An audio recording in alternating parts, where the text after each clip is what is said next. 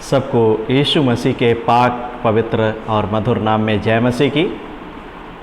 आशा करता हूँ कि आप सभी लोग सुरक्षित होंगे, अच्छे होंगे। प्रभु ने सभी को संभाल कर रखा, इसलिए परमेश्वर का धन्यवाद। परमेश्वर के वचन को लेकर के एक बार फिर से मैं आपके सामने हाजिर हूँ। जैसा कि मैंने आपको पहले बताया था, उन इस्राएली लोगों के जीवन के इतिहास से, जो मिस्र से निकले थे, जो जंगली रास्ते से होकर के, रेगिस्तानी मार्ग से होकर के कनान देश की ओर जा रहे थे, लेकिन उनमें से बहुत सारे लोग जंगल में ही नष्ट हो गए, उस प्रतिज्ञात देश कनान में नहीं पहुंच पाए। और ऐसे लोग, वो लोग कौन थे जिनके बीच में प्रत्यक्ष रूप से परमेश्वर की उपस्थिति थी?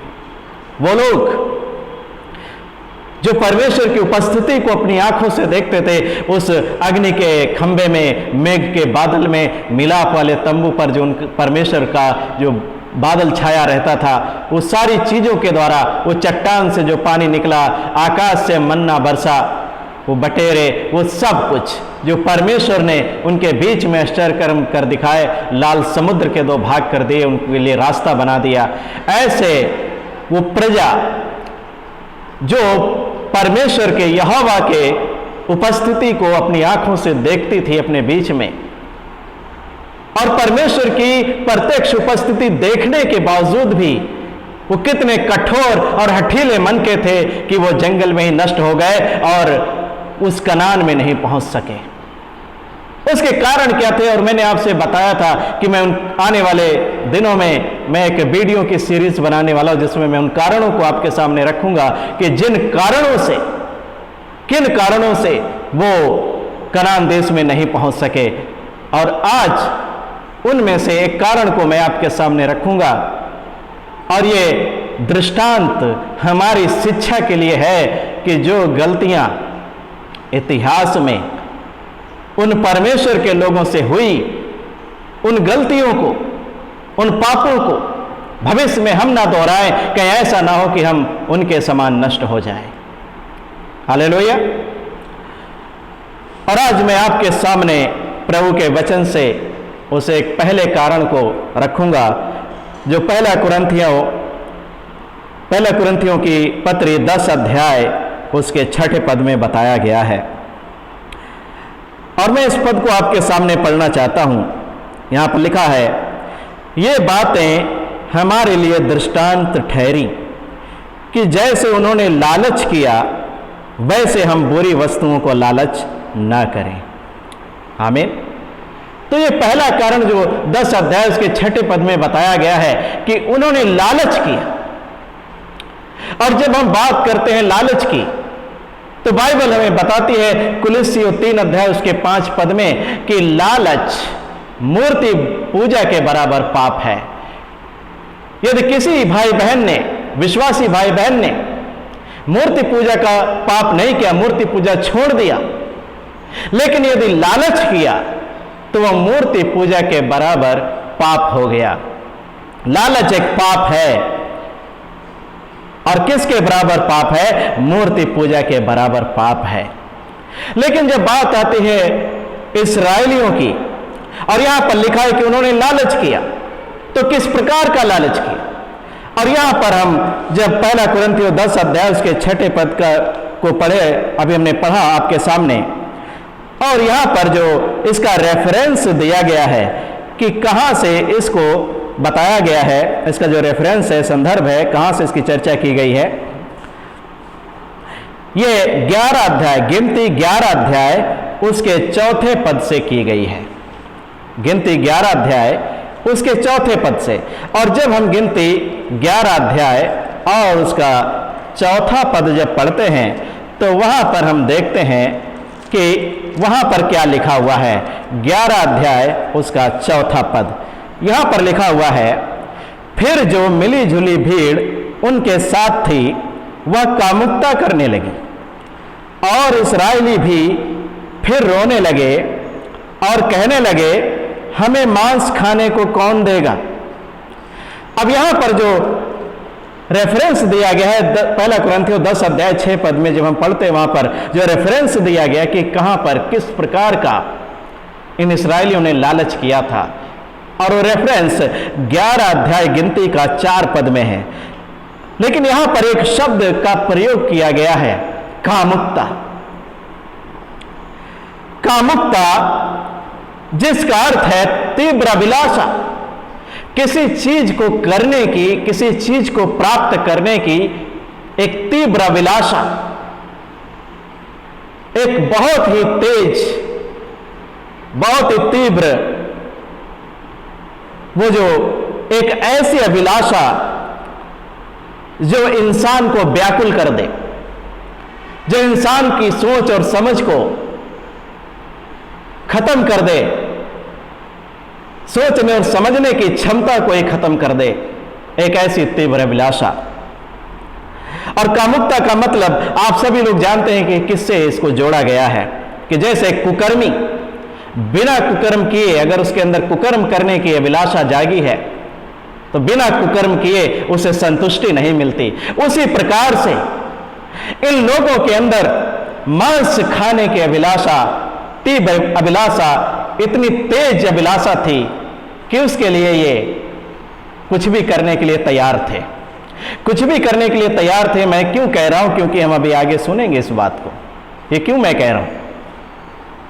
लेकिन ये जो कामुकता है, जिसका एक तीव्र अभिलाषा, जिसका अर्थ है जैसे कि एक नशा करने वाला व्यक्ति, एक ड्रग का नशा करने वाला व्यक्ति, यदि उसे नशा ना मिले, यदि उसे वो नशा की वस्तु से ना मिले तो वो कुछ भी करेगा।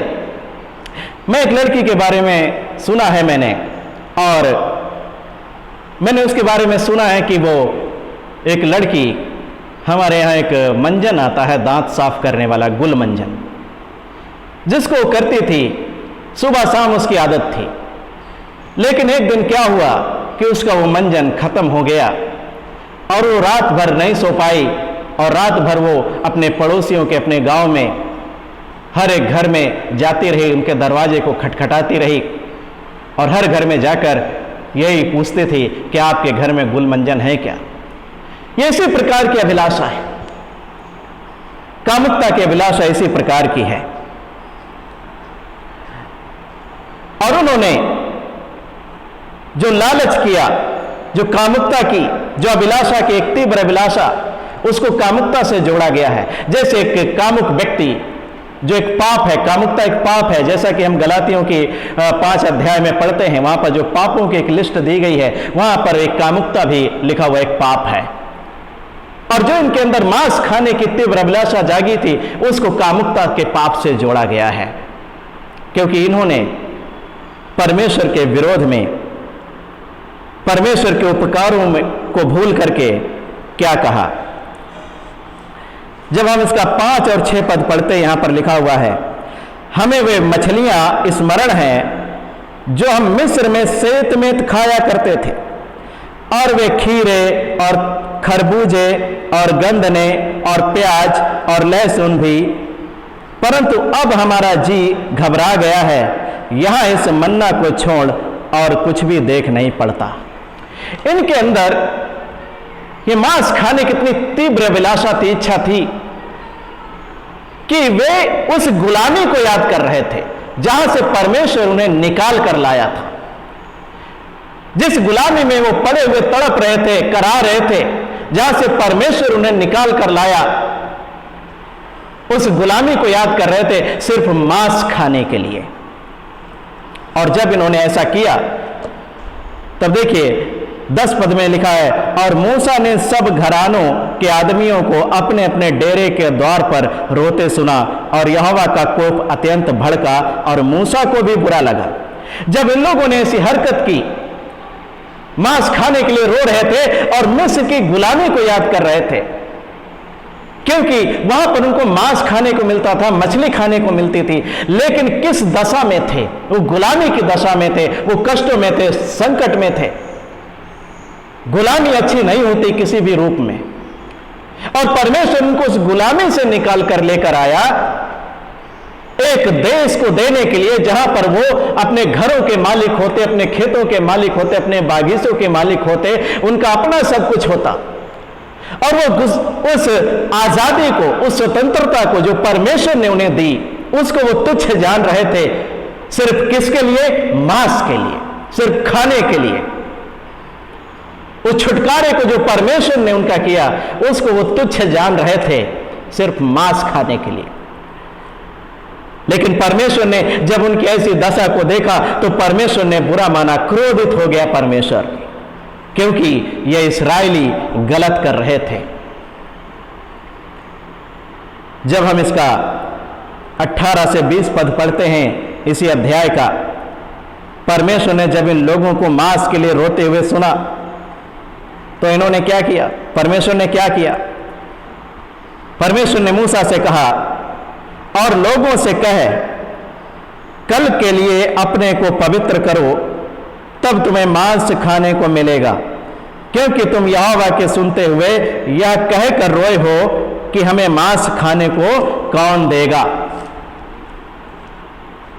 हम मिस्र ही में भले थे, इसलिए यहोवा तुमको मांस खाने को देगा और तुम खाना।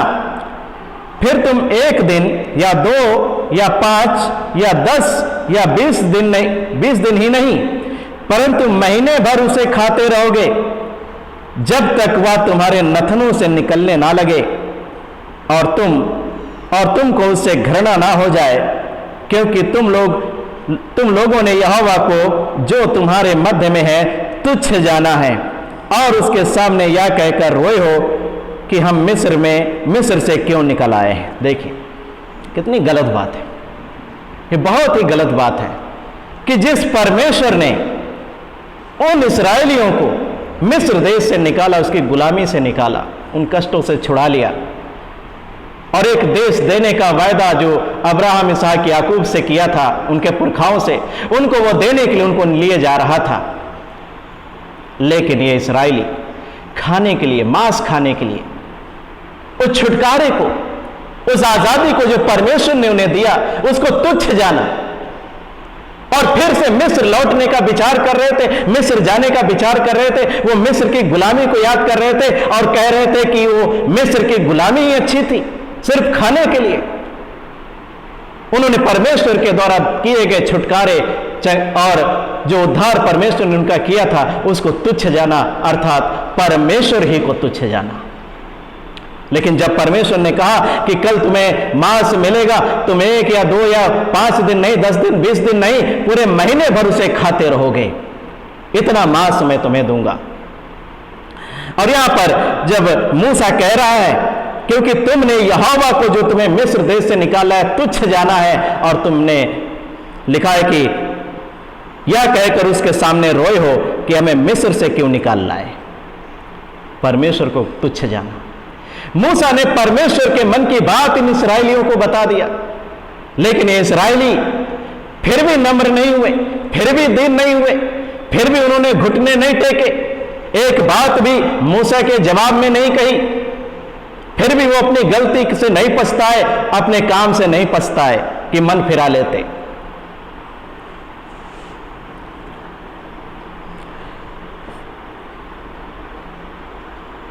उसी प्रकार आज बहुत सारे लोग उसी गुलामी में, जहां से परमेश्वर ने उन्हें निकाला है, उसी गुलामी में लौटने का विचार कर रहे हैं, और बहुत सारे लौट भी गए। कब? जब लोगों के जीवन में सही निर्णय करने का समय आता है, जब ये बताने का समय आता है कि हम मसीह के लोग हैं, जब गवाही देने का समय आता है, जब बच्चों का शादी विवाह का समय आता है, तब लोग वापस उसी गुलामी में लौट जाते हैं, क्योंकि लोग अपनी जाति बिरादरी से निकलकर दूसरी बिरादरी का, अगर कोई लड़का या लड़की जो उनकी बिरादरी का नहीं है, अगर वो विश्वासी है, तो उससे करने के लिए तैयार नहीं होते। शादी विवाह के समय वो उसी गुलामी में, पाप की गुलामी में लौट जाते हैं, शैतान की गुलामी में लौट जाते हैं, जहां से परमेश्वर ने उन्हें निकाल लिया। उन्होंने परमेश्वर के उद्धार को, छुटकारे को तुच्छ जाना। आज भी लोग तुच्छ जानते हैं, परमेश्वर के उपकार, उसके प्रेम, उसके बलिदान, उसने जो कुछ भी हमारे लिए किया वो सब कुछ तुच्छ जानते हैं।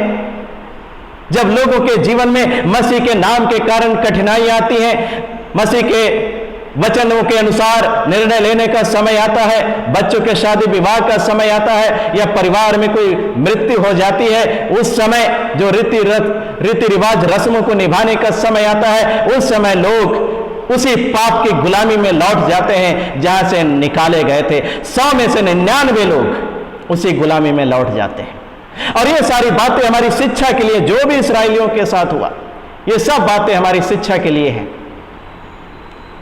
ये हमारे लिए दृष्टांत है, दृष्टांत के रूप में ये हमारी शिक्षा के लिए है कि जिस रीति से वो मांस खाने के लिए वापस मिस्र में लौट जाना चाहते थे, वो मिस्र की गुलामी को अच्छा बता रहे थे, आज उसी प्रकार से जब लोग प्रभु के वचन के अनुसार निर्णय नहीं ले पाते तो याद करते हैं कि अरे वो गुलामी ही ज्यादा अच्छी थी, जहां हमारे नाते रिश्तेदार खुश रहते, हम उन रीति रिवाज परंपराओं को निभा सकते थे, अपने बच्चों का शादी विवाह अन्य जाति मूर्ति पूजकों के साथ कर सकते थे। लेकिन अब तो हम मसीह के पीछे चल करके फंस गए हैं। लोग मसीह के पीछे चलने से पछता रहे हैं। क्यों पछता रहे हो? क्यों? क्या तुम्हें ये आजादी, ये स्वतंत्रता पसंद नहीं है? क्या परमेश्वर ने जिस उद्धार की, पापों की क्षमा की तुमसे चर्चा की, क्या वो तुम्हें पसंद नहीं है? क्या उसको तुच्छ जाना? तुम्हें बचाने के लिए, नरक की मृत्यु से बचाने के लिए, अनंत मृत्यु से बचाने के लिए प्रभु यीशु मसीह ने जगत में आकर अपने प्राणों का क्रूस पर बलिदान किया, मारा गया, गाड़ा गया, तीसरे दिन जी उठा, उसने अपने प्रेम को दिखाया।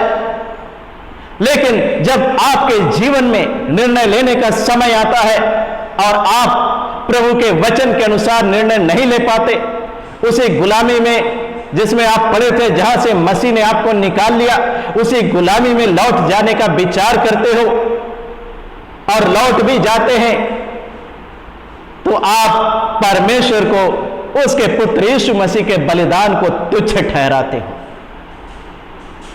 आप उसके प्रेम को ठुकरा देते हो, क्योंकि आपको स्वतंत्रता से ज्यादा, आजादी से ज्यादा वो गुलामी पसंद है।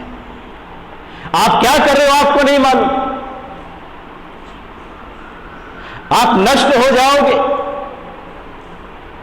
जब परमेश्वर के दास मूसा ने लोगों को यह कह सुनाया कि परमेश्वर तुम्हारे इस हरकत की वजह से, इस गलत काम की वजह से नाराज है, गुस्सा है, और वो कह रहा है कि तुम्हें इतना मांस दूंगा कि तुम खाते ही रहोगे जब तक तुम्हारे नथनों से बाहर ना निकलने लगे, तब भी ये लोग नहीं पछताए, ना गिर के दंडवत की परमेश्वर को, और ना ही धन्यवाद दिया, और ना ही अपनी गलती की क्षमा मांगी। लेकिन परमेश्वर ने क्या किया? जैसा परमेश्वर ने कहा था। जब हम इसका 31 पद से पढ़ते हैं तो यहां पर लिखा है, तब यहोवा की ओर से एक बड़ी आंधी आई और वह समुद्र से बटेरे उड़ा के छावनी पर और उसके चारों ओर इतनी ले आई कि वे इधर उधर एक दिन के मार्ग तक भूमि पर 2 हाथ के लगभग ऊंचे तक छा गए।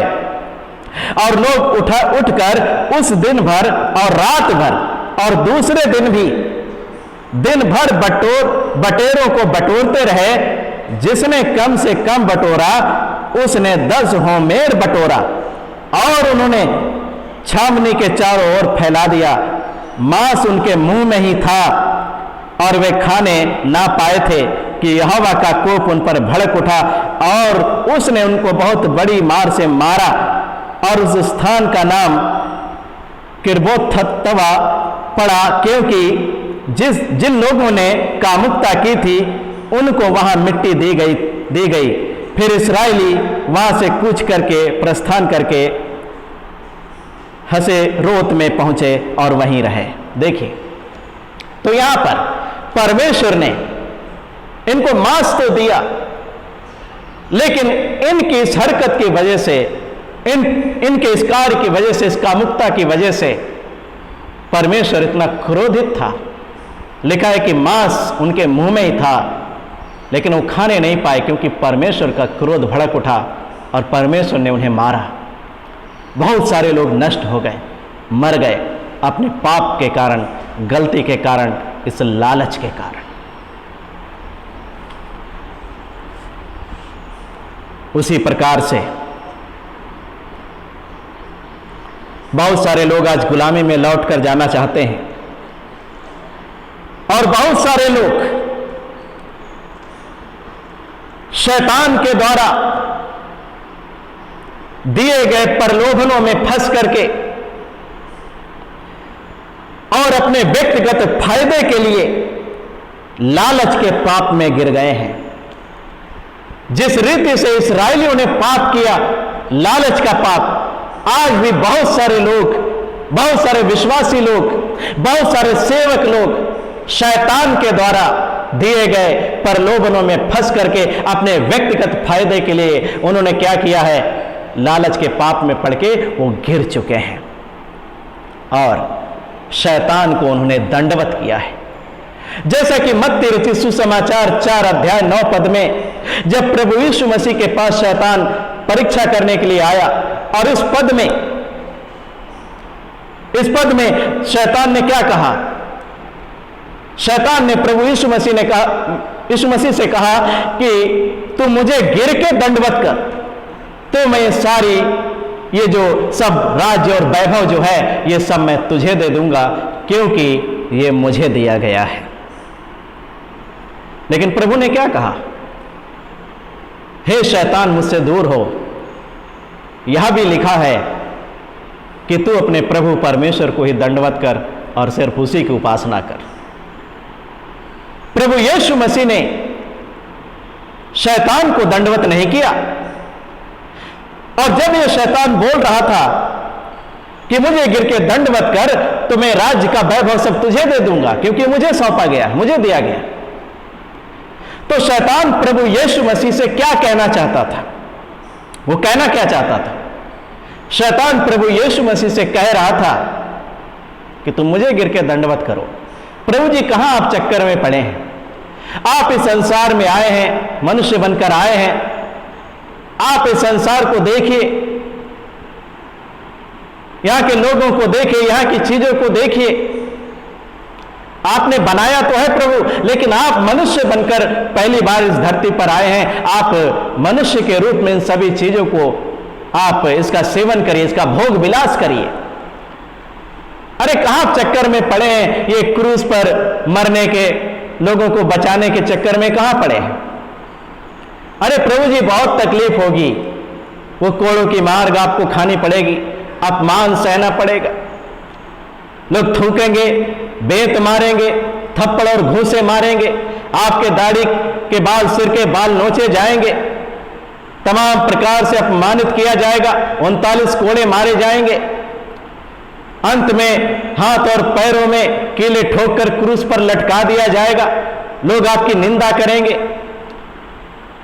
छाती में भाला मारा जाएगा। प्रभु, इतना सब क्यों आप सहना चाहते हैं लोगों के लिए? अरे जो मर रहे हैं मरने दीजिए ना, क्या दिक्कत है? आप बस मुझे गिर के दंडवत करो और ये सारी चीजें ले लो। लेकिन प्रभु ने उसे डांटा, कहा, हे शैतान, मुझसे दूर हो, क्योंकि लिखा है कि तू अपने परमेश्वर यहोवा को ही दंडवत करना और केवल उसी की उपासना करना। लेकिन आज बहुत सारे सेवक, बहुत सारे विश्वासी शैतान के द्वारा दिए गए प्रलोभनों में फंस करके उन्होंने क्या किया है? शैतान को दंडवत किया है। जब प्रभु के लोग इस देश में आए, भारत में आए, उन्होंने प्रभु के कार्य को करने के लिए यहां पर बहुत सारी जगहों को तैयार किया, ताकि वहां से प्रभु यीशु मसीह का सुसमाचार सुनाने में उन्हें आसानी हो सके, वहां पर प्रभु के लोग आ सकें, संगति कर सकें। उन्होंने चर्च बनाए, उन्होंने चर्च कैंपस बनाए, बहुत से उन्होंने बाइबल कॉलेज बनाए, स्कूल बनाए, अस्पताल बनाए, बहुत कुछ बनाए। क्यों? प्रभु की सेवा के लिए। लेकिन जब वो इस भारत से गए और यहां पर जो लोग थे उनके हाथों में सौंप कर गए, उन्हें अधिकारी बनाकर गए कि आप इसको संभालो, आप प्रभु के कार्य को, सेवा को आगे बढ़ाओ। लेकिन उन्होंने क्या किया? जब उस संपत्ति को, उस प्रॉपर्टी को देखा, उन जमीनों को देखा, उन स्कूल और अस्पतालों को देखा, उन चर्चों को, उनके कैंपसों को देखा, तो शैतान ने उनके मन में उनके व्यक्तिगत लालच को डाल दिया। और उन्होंने क्या किया? उन्होंने अपने व्यक्तिगत फायदे के लिए उन्होंने चर्च की जमीनों को, कैंपसों को बेचना शुरू किया, चर्चों को बेचना शुरू किया, अस्पतालों को बेचना शुरू किया, स्कूलों को बेचना शुरू किया, सिर्फ इसलिए कि उनका व्यक्तिगत फायदा हो जाए, इसलिए। और आज बेच रहे बहुत से लोगों ने, जिनको वो सौंपा गया था, उन्होंने अपने व्यक्तिगत फायदे के लिए, अमीर बनने के लिए, पैसे के लिए वो प्रभु के सेवकाई की जमीनों को बेच दिया, शैतान को गिर के दंडवत किया है।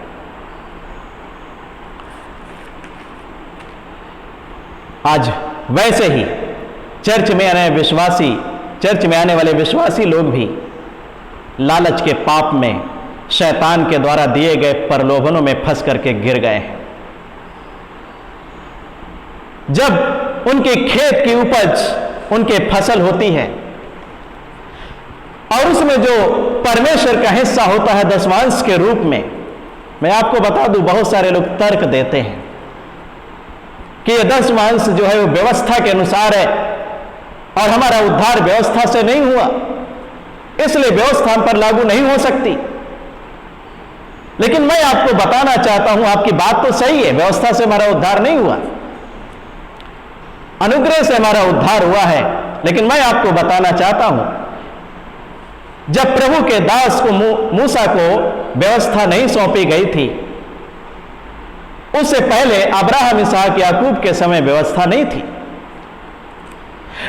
उस समय भी परमेश्वर के दास अब्राहम ने मिल्कीसिदक को दशमांश दिया, याकूब ने परमेश्वर को दशमांश दिया। उस समय तो व्यवस्था नहीं थी। इसलिए आपकी बात थोड़ी सही है कि हमारा उद्धार व्यवस्था के कामों से नहीं हुआ, अनुग्रह से हुआ, बिल्कुल सही बात है। और व्यवस्था से अनुग्रह बड़ा है, इसलिए हमें दशमांश से बढ़कर भी प्रभु के लिए करना चाहिए। लेकिन प्रभु कहता है कि जो परमेश्वर का है वो परमेश्वर को दो, और जो कैसर का है वो कैसर को दो। और जब बात आती है, जब हमारे जीवन में जो कुछ भी परमेश्वर का हिस्सा है, जिस भी रूप में, चाहे वो खेत की उपज में, हमारे जानवरों में, हमारी कमाई में, हमारी तनख्वाह में, जिस भी रूप में परमेश्वर का जो हिस्सा है दशमांश के रूप में, जब उसको देने की बारी आती है, जब लोगों के खेत में फसलें पैदा होती हैं, अगर 10 कुंटल हुआ है तो 1 कुंटल प्रभु का, और जब 1 कुंटल निकालने की बारी आती है तो शैतान मन में आकर के फुसफुसाता है, धीरे से कान में फुसफुसाता है। वो बोलता है, अरे भाई इतना क्या करोगे, अरे इतनी प्रभु को क्या जरूरत है, प्रभु क्या करेंगे इतना, अरे बस अगर तुम्हें देना है तो तुम क्या करो, 10 किलो दे दो, बस बहुत है, काफी है।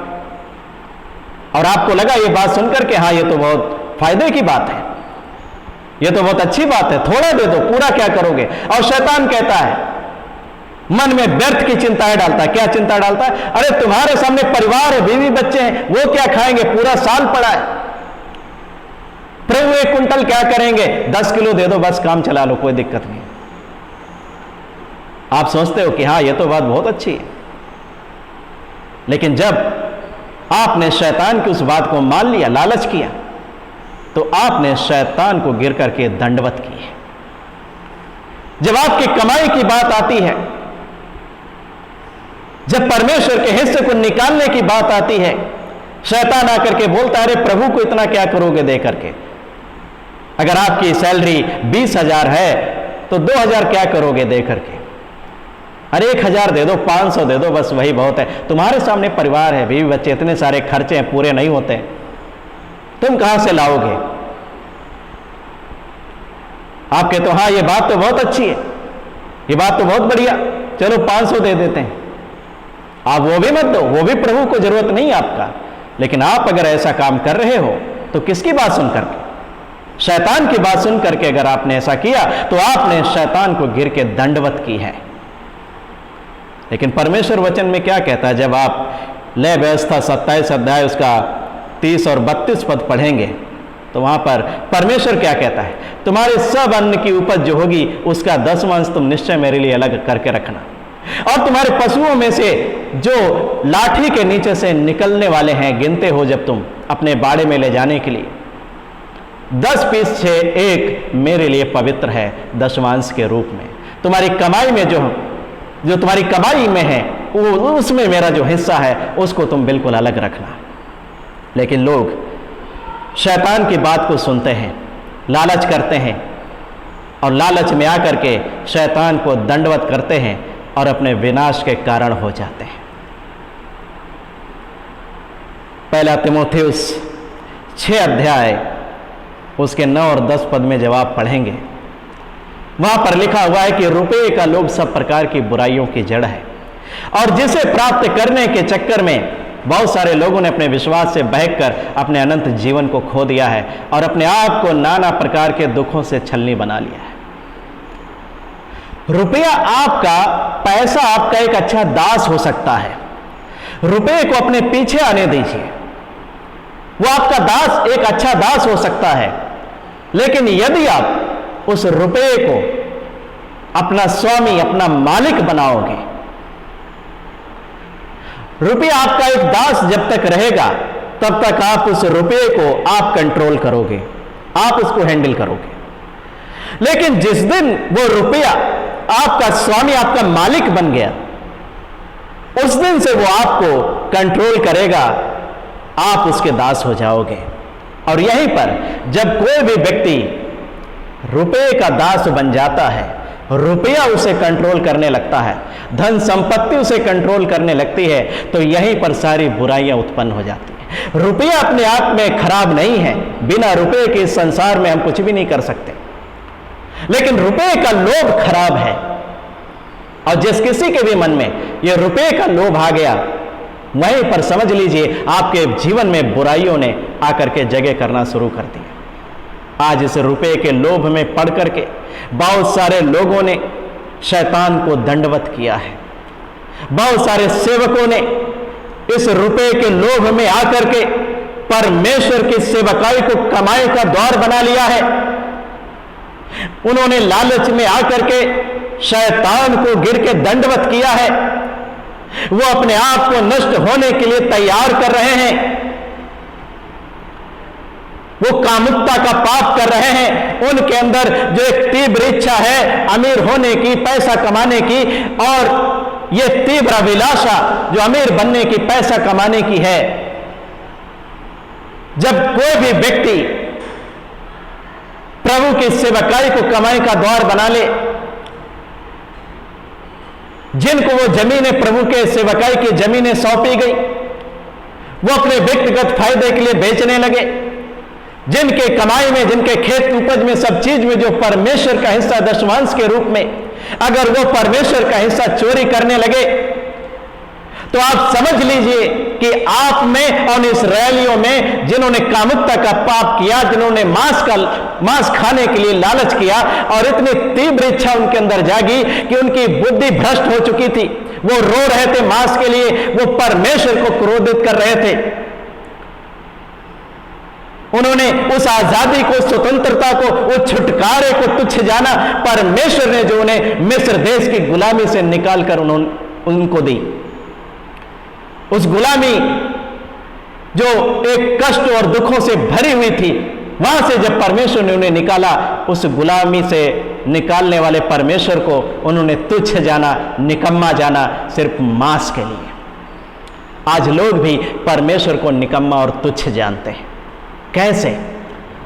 जब आप सेवकाई को कमाई का द्वार बना लेते हो, जब आप जो परमेश्वर का है वो परमेश्वर को नहीं देते। सिर्फ दान दशमांश की बात नहीं है, परमेश्वर की, यदि आप दिन को चुराते हो, परमेश्वर की महिमा को चुराते हो, परमेश्वर के हिस्से को चुराते हो, तो याद रखो आप एक चोर हो, और आपने उस छुटकारे, उस उद्धार को तुच्छ जाना है जो प्रभु ने आपको दिया अनंत जीवन के लिए। जैसा कि ये इस्राएली मिस्र देश से निकलकर उस कनान देश में जा रहे थे, ये हमारे लिए एक दृष्टांत है। हम भी एक यात्रा में हैं और उस आत्मिक कनान अर्थात स्वर्ग की ओर जा रहे हैं। लेकिन इस रास्ते में, कठिन रास्ते में इन इस्राएलियों के समान कहीं ऐसा तो नहीं कि हम भी लालच के पाप में आकर के गिर गए हैं और शैतान को गिर के दंडवत किया है। आज हम अपने ऊपर विचार करें, सोचे हम क्या कर रहे हैं, हम कौन सा जीवन जी रहे हैं। ये मांस के लिए वो इस्राएली लोग उस गुलामी को अच्छा कह रहे थे। आज बहुत सारे लोग अपने गलत काम को करने के लिए, अपने बच्चों की शादी विवाह करने के लिए, उन संसार में समाज में हो रहे रीति रिवाजों को पूरा करने के लिए परमेश्वर की स्वतंत्रता और छुटकारे को, परमेश्वर ही को तुच्छ जानते हैं। याद रखो, परमेश्वर को जिन लोगों ने तुच्छ जाना, परमेश्वर ने उन्हें मांस खाने को तो दिया, लेकिन लिखा है मांस उनके मुंह में ही था, लेकिन परमेश्वर ने उन्हें मारा और वहीं पर वो मर गए, नष्ट हो गए। यदि आपने परमेश्वर को तुच्छ ठहराया, उसकी महिमा को चुराया है, याद रखो वो इस्राएलियों का जीवन हमारे लिए एक दृष्टांत है। जैसे वो नष्ट हो गए, विनाश आपसे दूर नहीं है। यदि आप लालच में आकर के उसकी कलेसिया की, चर्च की जमीनों को बेच रहे हो अपने व्यक्तिगत फायदे के लिए, उसके हिस्से को चुरा रहे, रुपए का लोभ करके सेवकाई को कमाई का द्वार बना लिया है, याद रखो कि आप उन इस्राएलियों के रास्ते पर चल रहे हो जिन्होंने परमेश्वर का विरोध किया और परमेश्वर के मारने से नष्ट हो गए, मर गए।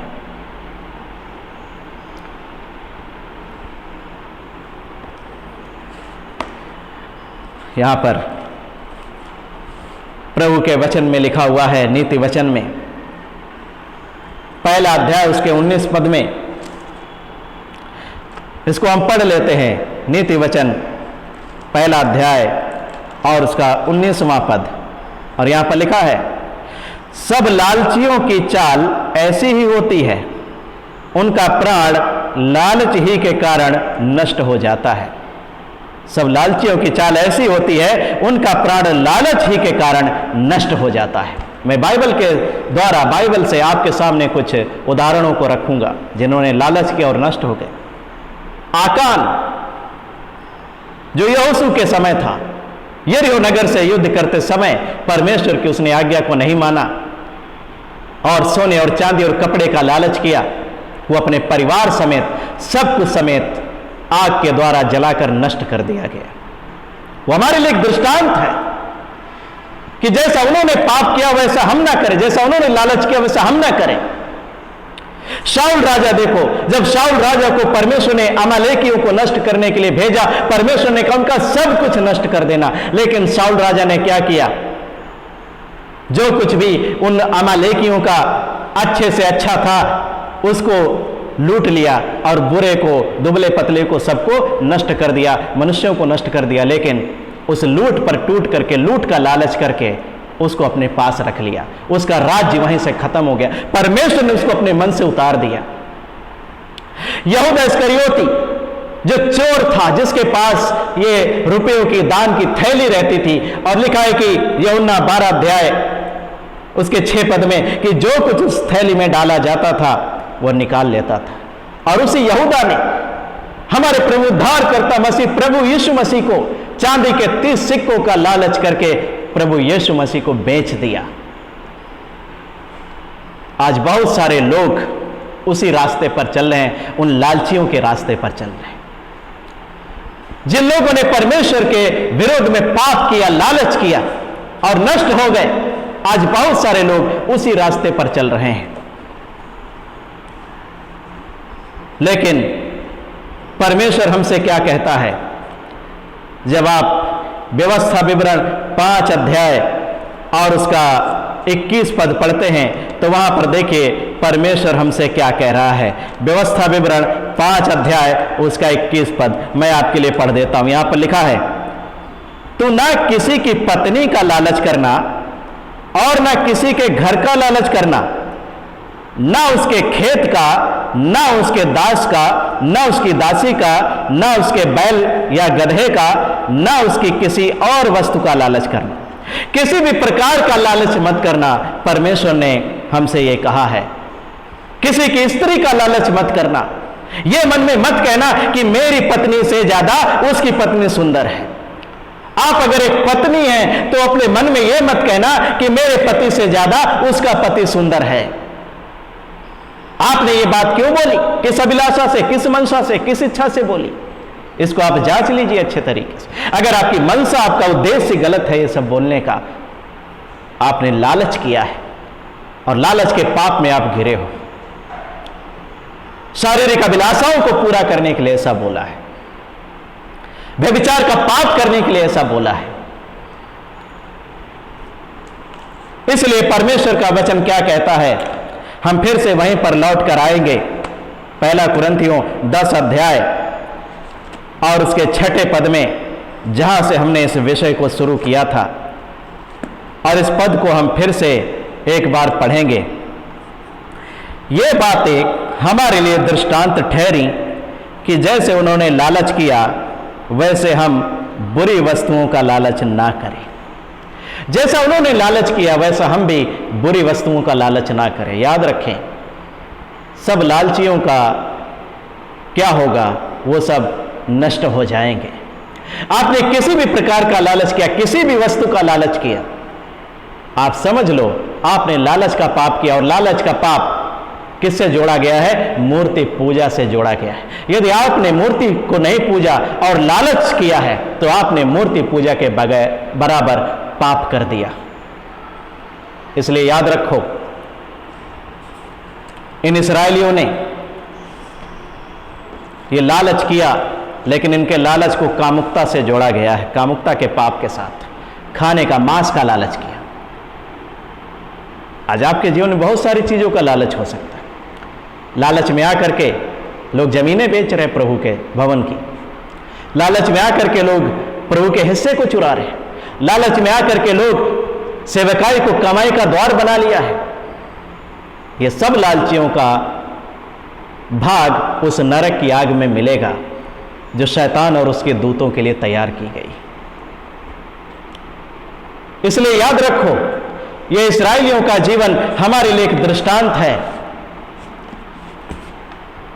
जो उन्होंने पाप किया, जो उन्होंने गलती की, उसको हम ना दोहराए।